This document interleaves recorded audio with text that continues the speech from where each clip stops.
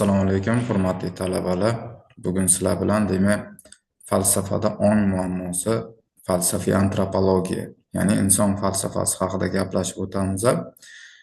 Mavzu mobaynida demak, sizlar bilan aynan ongning tabiati haqida, ijtimoiy jarayonlarda onglilik, ongsizlikning namoyon bo'lishi, o'zlikni anglash, sharq va g'arb falsafasida inson muammosi, falsafa va tibbiyotda o'lim muammosi hamda inson borlig'ida faoliyatning tuzilish hamda atributlari haqida gaplashib o'tamiz. Aslida aynan inson uchun haqiqatda ongning funksiyalari juda ham kuchliki.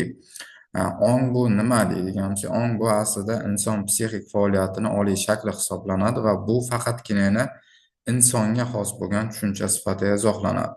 Shu nuqtai nazardan aynan ongni biz psixik jarayonlar to'plami deydigan bo'lsak, bunda aynan fikr, tushuncha, xayol, tasavvur, idrok, xotira kabi narsalar o'z ichiga oladi. Ongsizlikchi deydigancha, ongsizlik bu o'zi anglab yetmagan holda biror xatti-harakatni amalga oshirish. Masalan, uxlab yotgan odam ongi bo'lmaydi. Ba'zi bir insonlar borki, bilamizki, masalan, uxlab yotganda nimadir deydi yoki nimadir qiladi. Ba'zilar masalan yuradi aynan uxlayotgan paytki, o'ngida so'rasangiz uni bilmaydi nima qilgan, chunki u paytda insonni ongi ishlamaydi. Bu payt ongsiz holatda bo'ladi. Ong osti bu juda katta tushuncha sanaladi. Aynan inson kamol topavergan singari bu ham albatta rivojlanib boraveradiki, asta-sekinlik bilan odamda avtomatik xarakter kasb eta boshlaydi. Ya'ni siz avtomatik ravishda aynan ong ostingiz bilan ma'lum bir jarayonlarni boshqara boshlaysizki, hozir sizlar bilan bu haqida yana mukammalroq to'xtalib o'tamiz. Ong osti demak haqiqatda juda bir mukammal bo'lgan tushuncha sanaladi. Inson miyasi albatta juda ham nozik hamda murakkab tuzilishga egaki, shuning uchun bugungi kunga qadar masalan ong muammosi, ongni o'zi nimaligi haqida odamlarda tasavvurda shakllanishi ancha qiyin bo'lgan. Chunki albatta miyani qayerda ong joylashganligi yoki qaysi narsa miyada ongni yetishmasligiga sabab bo'lishi degan masalalar insoniyatni doimiy ravishda qiziqtiradigan holat sanaladi.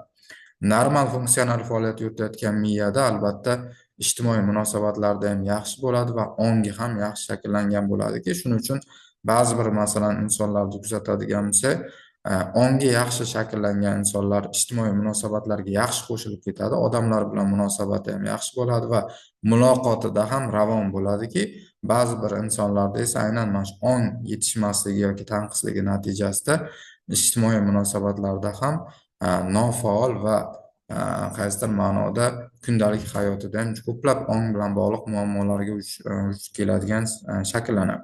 Ong shu nuqtai nazardan psixik imkoni o'ziga xos yuksak shakli bo'ladiki, shuning uchun insonning psixikasi yaxshi rivojlanishi uchun ham albatta ong bilan yaxshi demak munosabat yo'lga qo'yilgan bo'lishi kerak. Chunki aynan psixikani bo'lishi hayvonlarga ham xoski, ya'ni hammasini o'ziga xos bo'lgan xarakteri mavjudki, lekin ongni rivojlanishi insonda aynan mana shu jarayonlarda nazorat qilish funksiyasini ham unga qo'shishi sabab bo'ladi. Shuning uchun ham aynan ongi yaxshi rivojlangan insonlarda tafovutli jarayonlarda ham yoki bahsli, debatli munosabatlarda ham chiroyli tarzda chiqib ketish munosabati ko'zga tashlanadi. Ong albatta imkoni o'ziga xos shakli bo'lgandan keyin unda turli xil obyektlar va munosabatlarni hissiy va ratsional shaklda ham ko'rinadi. Masalan, oddiy oladigan bo'lsak, bilim ong tuzilishining asosiy unsuri hisoblanadi. Ya'ni biz qancha ko'p bilim olaversak, o'z navbatida bilimimiz bilan birgalikda ongimiz ham rivojlanib boraveradiki, endilikda buni qay darajada ekanligini ko'rsatadigan yana bitta omil bu tilimiz sanaladi.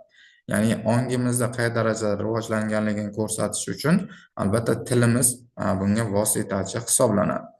Inson ongi mohiyatini anglash doirasida birinchi navbatda inson o'zligini anglab yetish kerakki, shundagina ongi qay darajada ekanligini tan olgan holda uni rivojlantirish yoki o'sha takomillashtirishni haqiqiy tushunib yetgan hisoblanadi.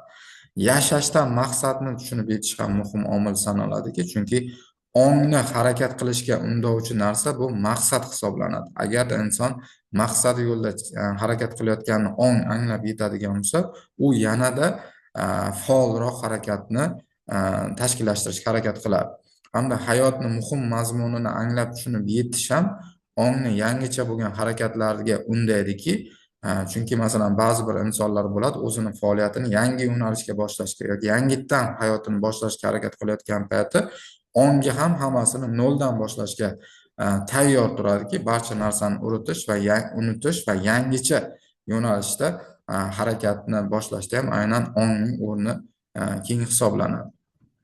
Ijtimoiy ong albatta aynan jamiyatdagi ma'lum bir qismga tegishli bo'lgan his-tuyg'ular, kayfiyat, qarashlar, g'oyalardagi o'sha nazariyalarning majmuasi hisoblanadi. Chunki ayrim bir insonlar borki, masalan, davlatlarni miqyosda oladigan bo'lsak, mana bu davlatda qaraydigan bo'lsak, odamlar juda ham mehmondo'st, juda ham kayfiyati zo'r, xushchaqchaq insonlar desa, ba'zi bir davlatlarda aytiladiki, bularda juda ham mana qo'pol insonlari yoki savol bersang ham bir qiynalib javob beradigan ma'no aytadi. U yerdagi ijtimoiy muhit, ijtimoiy qarashlar, insonlarning his-tuyg'ulari xuddi shu tarzdagi ijtimoiy ongning shakllanishiga sabab bo'ladi.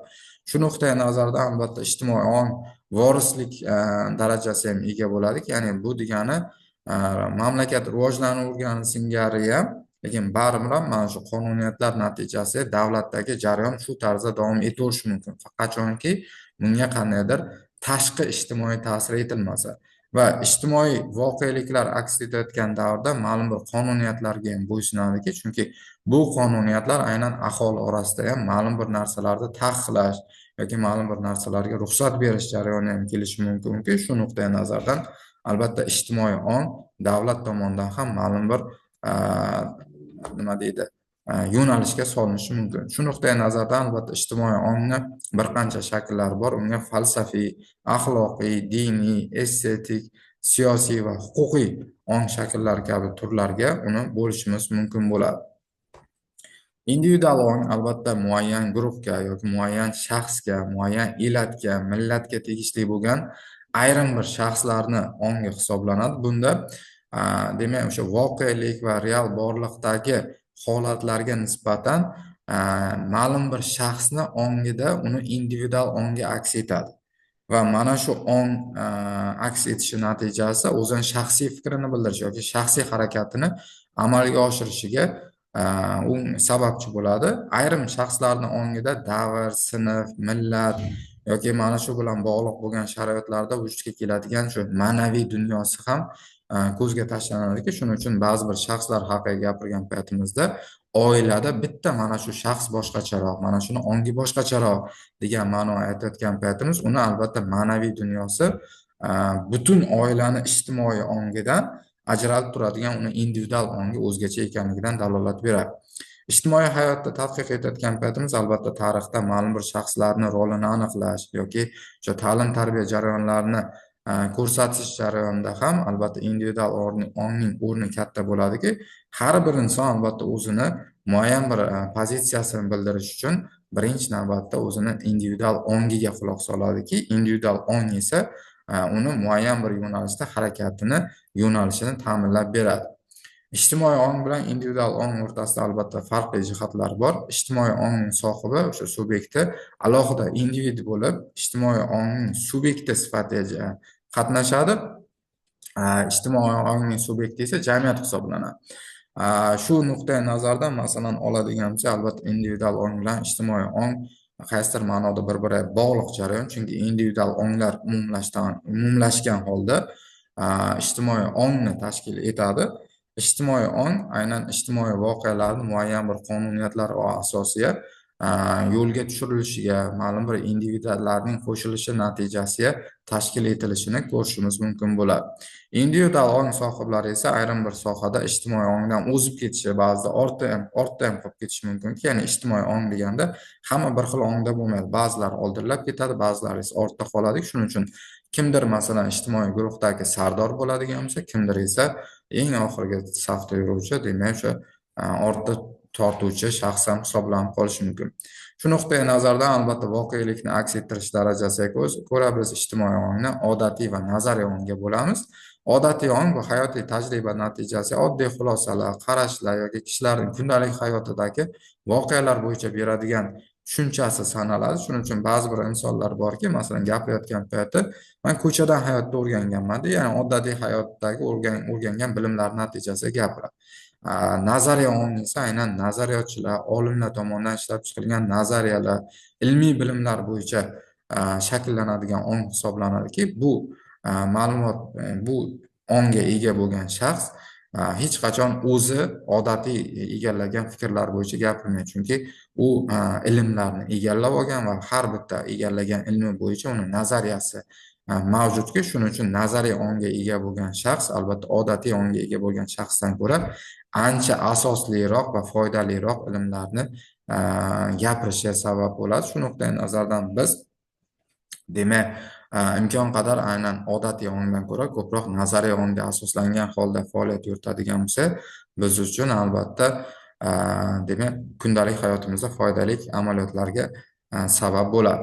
Odatiy ong demak odatda masalan xalq donishmandchiligi, urf-odatlar, tabiat haqidagi bilimlar, turmushdagi qoidalar, ba'zidagi uydirma, noto'g'ri qarashlar natijasida ham shakllanadiki, shuning uchun albatta nazariy ong nazariyalar bo'yicha shakllanganligi uchun odatiy ongda ham ijobiy holatlar ko'zga tashlanishi mumkin, lekin nazariy ongda asosan asoslangan ilmiy bilimlar deb ko'ramiz. Shuning bilan bugungi darsimiz demak yakunlaymiz. Mavzuyimiz bo'yicha qo'shimcha yana ma'lumotlarni keyingi darslarimiz mobaynida tanishib boramiz. Sog' bo'linglar.